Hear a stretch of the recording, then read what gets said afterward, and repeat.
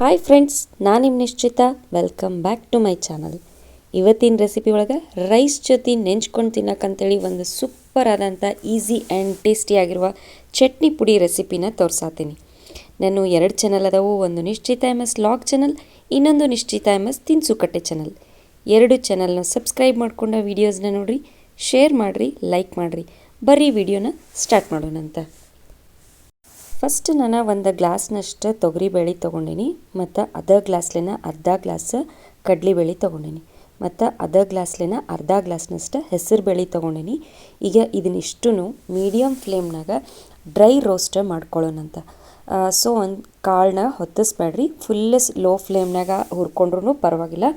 ಚಲೋತ್ನಂಗೆ ಕಂಪಾಗಿ fry ಆಗೋ ಮಟ್ಟ ಫ್ರೈಯ ಮಾಡ್ಕೊಳ್ಳೋಣಂತ. ಸಾಂಬಾರದು ಮಾಡೋಕೆ ಬೇಸ್ರದಾಗ ಈ ಥರ ಚಟ್ನಿ ಪುಡಿ ಮಾಡ್ಕೊಂಡು ರೈಸಿಗೆ ಸರ್ವ್ ಮಾಡಿರಿ, ಭಾರಿ ಮಸ್ತ್ ಅಂದ್ರೆ ಮಸ್ತ್ ಆಗಿರ್ತೈತಿ. ಸೊ ಕಾಳು ಈಕ್ವಲ್ ಆಗಿ ಫ್ರೈ ಆಗ್ಯಾವು. ಈಗ ಇವನ್ನ ಸೈಡಿಗೆ ಒಂದು ಬೌಲಿಗೆ ತೆಗೆದು ಇಟ್ಕೋತೇನಂತ. ನೆಕ್ಸ್ಟ್ ಈಗ ಒಂದು ಬಾಳ್ಗಿಗೆ ನಾನು ಯಾವ ಗ್ಲಾಸ್ಲೆ ತೊಗರಿಬೇಳೆ ತೊಗೊಂಡಿದ್ದಿಲ್ಲ ಅದೇ ಗ್ಲಾಸ್ಲೇನ ಅರ್ಧ ಗ್ಲಾಸ್ನಷ್ಟು ನಾನು ಪುಟಾಣಿನ ತೊಗೊಂಡು ಇವನ್ನ ನಾನು ಸಪ್ರೇಟಾಗಿ ಫ್ರೈಯ ಮಾಡ್ಕೊಳತ್ತೀನಿ. ಇವನು ಕೂಡ ಫುಲ್ ಲೋ ಫ್ಲೇಮ್ನಾಗ ಕಂಪಾಗಿ ಫ್ರೈ ಆಗೋ ಮಟ್ಟ ಫ್ರೈಯ ಮಾಡೋಣಂತ. ಸೊ ಬಿಸಿ ಬಿಸಿ ಅನ್ನ, ಈ ಚಟ್ನಿ, ತುಪ್ಪ ಹಾಕ್ಕೊಂಡು ಸರ್ವ್ ಮಾಡಿರಿ. ಸಾಂಬಾರು ಬೇಕಾ ಅನಿಸೋದಿಲ್ಲ, ಅಷ್ಟು ಪರಿ ಮಸ್ತ್ ಅಂದ್ರೆ ಮಸ್ತ್ ಆಗಿರ್ತೈತೆ ನೋಡಿರಿ. ಪುಟಾಣಿನೂ ಫ್ರೈ ಆಗ್ಯಾವ. ಇವನು ಕೂಡ ನಾ ಆಗಲೇ ಕಾಳು ಹಾಕ್ಕೊಂಡಿದ್ದಿಲ್ಲ ಅದ ಬೌಲ್ನಾಗನ ಹಾಕೋತೇನಂತೀಗ. ನೆಕ್ಸ್ಟ್ ಈಗ ನಾನು ಒಂದು ಬಾಳ್ಗಿಗೆ 1 ಚಮಚದಷ್ಟು ಎಣ್ಣೆ ಹಾಕ್ಕೊಂಡೀನಿ. ಎಣ್ಣೆನ ಸ್ವಲ್ಪ ನಾನು ಕಾಯಿಸ್ಕೋತೇನಂತ, ಒಂದು ಮೀಡಿಯಮ್ ಆಗಿ ಕಾಯಿಸ್ಕೊಂಡು ನೆಕ್ಸ್ಟ್ ಇದಕ್ಕೆ 1 ಚಮಚದಷ್ಟು ನಾನು ಜೀರಿಗೆ ಹಾಕ್ಕೊಂಡೀನಿ, ಮತ್ತೊಂದು ಅರ್ಧ ಚಮಚದಷ್ಟು ಕಾಳು ಮೆಣಸು ಹಾಕ್ಕೊಂಡೀನಿ. ಈಗ ಖಾರಕ್ಕೆ ಎಷ್ಟು ಬೇಕೋ ಅಷ್ಟು ಒಣ ಮೆಣಸಿನ್ಕಾಯಿ ಹಾಕೊಳ್ಳೋಣ. ನಾವೊಂದು 6 ಒಣ ಮೆಣಸಿನ್ಕಾಯಿನ ಹಾಕ್ಕೊಂಡೀನಿ. ಈಗ ಒಂದು ಸಣ್ಣ ಅಡಿಕೆ ಬೆಟ್ಟದಷ್ಟು ನಾನು ಹುಣಸೆ ಹಣ್ಣನ್ನು ಹಾಕ್ಕೊಂಡೀನಿ. ಆಮೇಲೆ ಒಂದು 2 ಕಡ್ಡಿಯಷ್ಟು ಕರಿಬೇವನ್ನು ಹಾಕ್ಕೊಂಡೀನಿ. ಇದನ್ನು ಕೂಡ ಫುಲ್ ಘಮ ಸ್ಮೆಲ್ ಬರಬೇಕು, ಅಲ್ಲಿ ಮಟ್ಟ ಫುಲ್ ಲೋ ಫ್ಲೇಮ್ನಾಗ ಚಲೋತ್ನಂಗೆ ಫ್ರೈಯ ಮಾಡ್ಕೊಳ್ಳೋಣಂತ. ಯಾವುದನ್ನು ಹೊತ್ಸಕ್ಕೆ ಹೋಗಬೇಡ್ರಿ. ಯಾವ ಕಾಳಾದರೂ ಆಯ್ತು, ಮಸಾಲೆ ಆದರೂ ಆಯ್ತು, ಹೊತ್ತಿತ್ತಂದ್ರೆ ಚಟ್ನಿದ ಫ್ಲೇವರ್ ಫುಲ್ ಕೆಟ್ಟೋಗ್ಬಿಡ್ತೈತಿ. ಸೊ ಹಾಗಾಗಿ ಆದಷ್ಟು ಮೀಡಿಯಮ್ ಫ್ಲೇಮ್ನಾಗನ ಫ್ರೈಯ ಮಾಡ್ಕೊರಿ. ಸೊ ಇದು ಕೂಡ ಎಲ್ಲ ಕಂಪ್ಲೀಟಾಗಿ ಫ್ರೈ ಆಗ್ಯಾವೀಗ. ಈಗ ಗ್ಯಾಸ್ ಆಫ್ ಮಾಡ್ಕೊಂಡು ಇದನ್ನೊಂದು ಸ್ವಲ್ಪ ತಣ್ಣಗೆ ಮಾಡ್ಕೋತೀನಿ, ಆಮೇಲೆ ಮಿಕ್ಸಿ ಮಾಡ್ಕೊಳ್ಳೋಣ ಅಂತ. ಹುರಿದಿರೋದೆಲ್ಲ ತಣ್ಣಗಾದ್ಮೇಲೆ ಫಸ್ಟ್ ನಾನು ಮಿಕ್ಸಿ ಜಾರಿಗೆ ಮೆಣಸಿನ್ಕಾಯಿ ಏನು ಹುರಿದಿದ್ದಲ್ಲ ಆ ಮಸಾಲೆ ಸಾಮಾನಷ್ಟು ಹಾಕ್ಕೊಂಡು ಫಸ್ಟ್ ಮಿಕ್ಸಿ ಮಾಡ್ಕೋತೇನಂತ. ಕಾಳದು ಹಾಕಬೇಡ್ರಿ, ಫಸ್ಟ್ ಮೆಣಸಿನ್ಕಾಯಿ ಫ್ರೈ ಆಗಿದ್ದೈತಲ್ಲ ಅದನ್ನಷ್ಟು ಹಾಕ್ಕೊಳ್ಳೋಣಂತ. ನೆಕ್ಸ್ಟ್ ಇದಕ್ಕೆ ನಿಮಗೆ ಟೇಸ್ಟಿಗೆ ಎಷ್ಟು ಬೇಕೋ ಅಷ್ಟು ಉಪ್ಪು ಸೇರಿಸಿ, ನೀರು ಸೇರಿಸ್ಬೇಡ್ರಿ, ಡ್ರೈ ಇದನ್ನು ಫುಲ್ ಫೈನಾಗಿ ಪೌಡ್ರ್ ಮಾಡ್ಕೊಂಡು ಬರೋಣಂತ.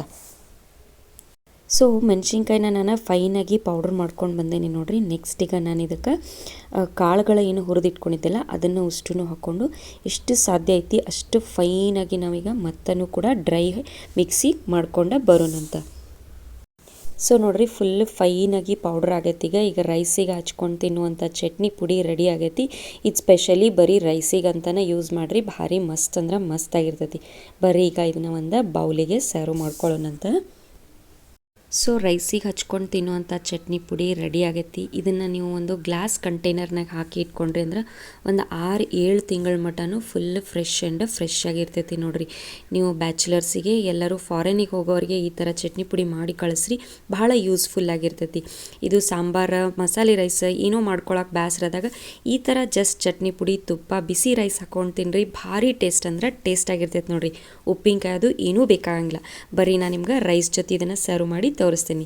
ಸೊ ನೋಡಿರಿ, ನಾನು ಇದನ್ನು ಬಿಸಿ ಬಿಸಿ ರೈಸಿಗೆ ಸರ್ವ್ ಮಾಡತ್ತೀನಿ. ನಾನು ಮಾಡಿದಂಥ specially easy and quick and ಟೇಸ್ಟಿಯಾಗಿರುವಂಥ ರೈಸಿಗೆ ಅಂಥೇಳಿ ಮಾಡಿರೋ ಚಟ್ನಿ ಪುಡಿ ರೆಡಿ ಆಗೈತಿ. ನೀವು ಒಂದು ಸಲ ಮನೆ ಒಳಗೆ ಮಾಡಿರಿ, ಟೇಸ್ಟ್ ಹೆಂಗಿತ್ತಂತ ಹೇಳಿ ನನಗೆ ಕಮೆಂಟ್ ಸೆಕ್ಷನ್ನಾಗ ತಿಳಿಸ್ರಿ. ನಾನು 2 ಚಾನಲ್ನು ಸಬ್ಸ್ಕ್ರೈಬ್ ಮಾಡ್ಕೊಂಡ ವೀಡಿಯೋಸ್ನ ನೋಡಿರಿ, ಶೇರ್ ಮಾಡಿರಿ, ಲೈಕ್ ಮಾಡಿರಿ.